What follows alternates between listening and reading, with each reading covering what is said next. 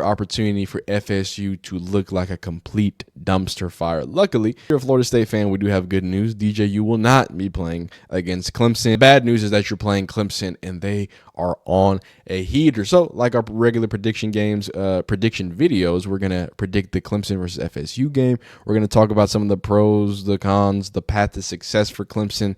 There's a lot. The path to success for FSU with a new quarterback, a new look, and possibly a lost locker room.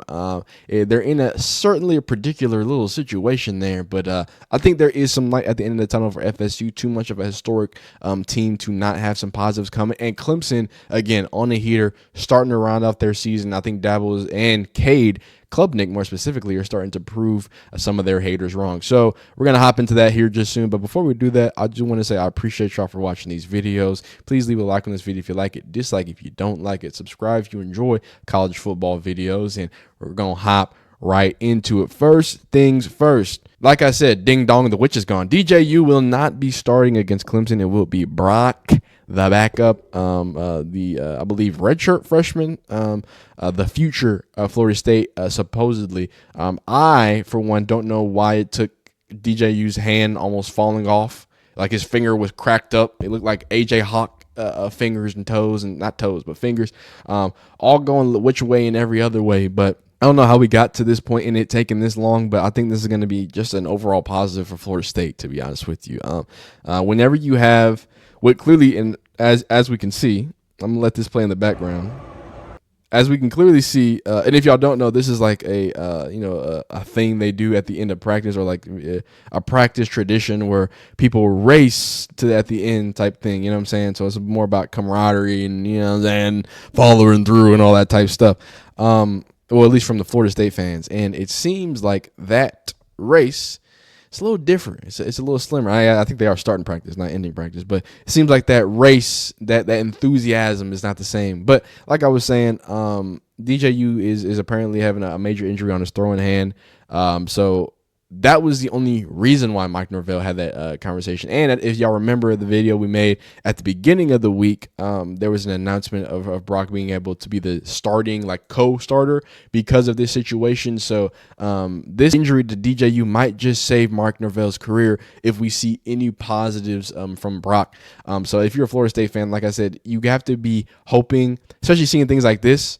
My real Florida State fans were commenting and saying, well, the people under these comments were saying how bad this looked and how awful the break of tradition and a break of locker room it is, XYZ, right? So when we have people saying that, I think it's good to get a re-spark and a new angle. That's the only way to spark this sort of situation, right? Get somebody who might have been looking decently good, you know what I'm saying, in the background, and let's get him going, let's get him cooking, instead of just doing the same old, you know what I mean? So that could be a positive for Florida State. Here is the quarterbacks and backup quarterbacks working. Here's Brock Glenn, of course, getting the business. He will get the business. It's crazy. Getting working here. He will get the start against Clemson. From what all the FSU fans are saying, what I've been hearing, the murmurs are, hey, Brock's the guy, and they've been wanting to see Brock, and he's supposed to be the future. So I don't think he's a bad quarterback. I don't think these are untalented guys. So I am excited to see what happens there and what they get cooking.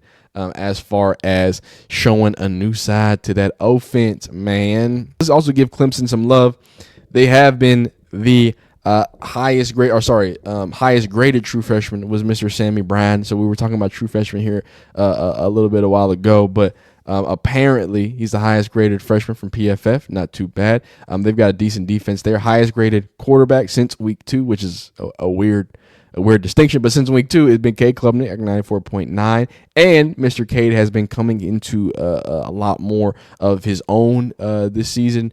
We're throwing so it says Cade Klubnik is the only Power 4 quarterback this season to have done each of these, thrown for 12 plus touchdowns, have a 60% or higher completion percentage, average depth of target of 11 plus yards. That's one thing I really appreciate about Cade Klubnik. No matter how things seem to go, and Clemson's had some rockiness, especially at the beginning of the season, he does not sway away from being able to put the ball down the field. So I think it's going to put him in a decent situation there. Tua Philly needs to be great this game. He's going to have to be able to give a lot of grace to their backup and to their freshman. Obviously, it's going to be Brock Glenn. It's not going to be DJ. K. Klubnik, again, on a heater right now. Only 2 interceptions to 984 yards and 12 touchdowns. He's been getting it done on the ground as well. Clearly, a lot of people don't have Florida State giving them a chance. It seems like the over-under is 46.5, so it seems like this is going to be a one-sided affair. 14-point favorite there for Clemson. Only 2 touchdown favorite. Last 2 touchdown favorite we saw UCF and Colorado. Colorado pulled it off, so I don't know. Maybe we could be looking at that situation. I don't think we're looking at that type of situation. So let's look at the rankings. We started with FSU early when we talking this. So let's start with Clemson first when we talk about ranking. So overall statistics, points per game, they are number 10. That is even after having the game that they did against Georgia and struggling the way that they did. Yards a game, number 23. Points a play, number 8. This is a top-tier offense, what it looks like from Clemson.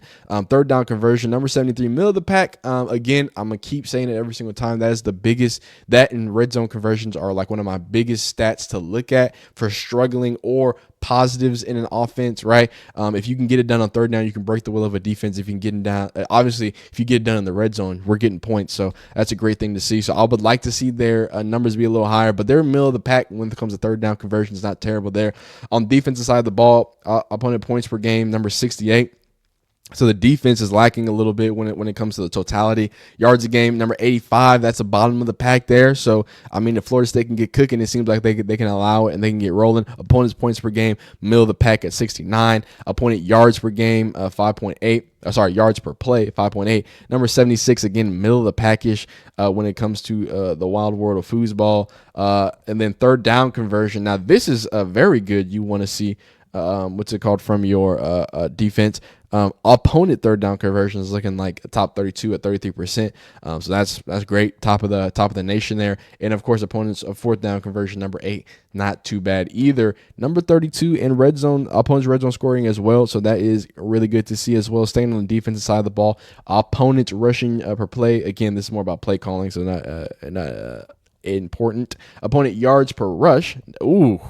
If they can get the running game going, they are bottom side in rush defense. Decent. Also middle of the pack when it comes to rush a game. Opponents rushing yards a game. Again, bottom there. So they're a bottom-ish team, and they don't even get called run a lot against them. So they're actually number 45. Only 48% is called. So they should get heavier pass plays, and it seems like they're passing. Yeah, it's a little better. But we're going to get there. So Clemson's offense, number 98 in rush play percentage. So they do like to get out them RPOs and different things. Number 9 when it comes to yards per rush. So they're effective when they do it. Obviously, they don't rush a lot. And then number 44 when it comes to rush yards game. That is very impressive to be bottom of the league when it comes to rushes a game and rush play percentage, but then top 10 in yards per rush, and then top 50 when it comes to yards a game, and y'all are at the bottom when it comes that's super effective. So if Florida State cannot control the run game, I think that's going to be the death of them. As much as K. Klubnik is effective and starting to be a lot more effective with his arm, clearly the full 11-man run scheme that they can do with Klubnik is going to give Florida State some fits if they don't pick it up. But we'll look at their offense here too. On the passing side of things, top of the nation when it comes to throwing and calling them. Top of the nation when it comes to completion percentage, top-ish. Yards, top 32 when it comes to yards game, decent. No, top 49 in the passing game. Again, that's more about what you're calling. Pass yards per game, top 30. Interceptions thrown, top 30. Quarterback sack, top 25. That is an effective offense there from the throwing side. Can y'all even see this? Let me do it like this. Let me do it like. Boom, like that. All right. And then opponents play percentage. That's not important. Completion percentage, top 26. Opponents yards per pass, number 42. Decent. Opponents pass per game. Again, that's more about play calling. Opponents yards per game, 66. Decent. You know what I'm saying? You don't want to see that, but you can throw it around the yard on these boys. Opponent interceptions thrown, nice. Number top 20 in opponents interceptions thrown. So a decent, formidable full team when it comes to Clemson. When we look at FSU, it's gonna be sad. It's gonna be May. Points a game, 114th Not phenomenal. Number 120 when it comes. By the way, there's only 134 teams. 112 when it comes to points of play. 116 when it comes to yards of play. Fourth down conversion, top 63. So that's not terrible. Third down conversion, number 109. Red zone scoring, number 89. I don't think it's any secret that Florida State, starting with the offensive side of the ball, is completely abysmal. But yes, they are completely abysmal. And it's clear to see there. Defense looks like we have some bright spots there. Opponent's yards per game, number 71. Opponent points per game, number 59. Again, about middle of the pack when it comes to the defense so far for FSU. Third down conversion, bottom of the league at 109. Opponent's fourth down conversion, top 60. And then when we go to rushing, just abysmal. Number 129, number 121, number 129. Just, you can't get worse than that. They are terrible at running the ball. They are one of the lowest in running the ball. And they have a decent running back. And then to defend the rush, they are middle of the pack and then also terrible. So they're pretty terrible at everything they do. Pass play, they are top 25 in pass play. That's awesome. They are bottom of the league in pass completion at 121. God, it's awesome. They are at number 101 when it comes to interception thrown at 3.7%. Wow. One thing about FSU's defense, though, they are number 5 when it comes to sacks. Everything else about their actually pass play, number 31 when it comes to opponents' passes a game. So that's has nothing to do with their defensive play. Very sad from both sides of the field from FSU. The last thing I want to do, actually, I forgot to do this. I want to read some of the comments of my last, FSU video. Not this one, but this one, the big boy. And we're gonna take a peek at this one. We just want to read some comments, man. That's all we want to do. And we're just going to wrap up this thing. Before we read the comments, we're also going to read, by the way, I'm live right now when I'm recording this video. I'm going to read some of my chat, see what they have to say about it as I was recording. And then we're going to get into these, So it's so wild to me. We're talking about 17. What you think FSU backup going to do? I think he's going to at least galvanize this offense. I think that's what he's going to do. Where the water guns at? Hey, Christian Flores knows what's good. I think it's better to just start a freshman and let him develop for a year. DJ is useless, and he'll be gone next year anyway. Cedric is pausing the water gun. I don't know. Yeah, for the sake of the future, you got to start the young guy. If he isn't good for you, at least give incoming freshmen a chance to battle for the job. I'm 100% on there. I was saying this since week 2. I was saying this after they lost to Georgia Tech, to be honest with you, because DJ looked awful. And when he does, no one from the team is with him. FSU campus loves Brock too. DJ never goes out. Oh man, my man Alexity is like, he's locked in with the campus. Cade and Quinn Ewers were originally in the same class, played against each other in high school, championship low. Another set of Texas boys. Obviously, we love to see it. And then from these comments, see what we're talking about here. We got coworkers telling me to turn the game off at work. DJ, you should give FSU a refund. Condolences to Knowles. I feel your pain. Florida State cinnamon rolls. Shout out Matt. Be great. Don't forget it. And by the way, I look at my audience. I know who watches my videos. Most of y'all watch Matt Be Great. So y'all go into Matt Be Great's comment section and say tings. Yeah.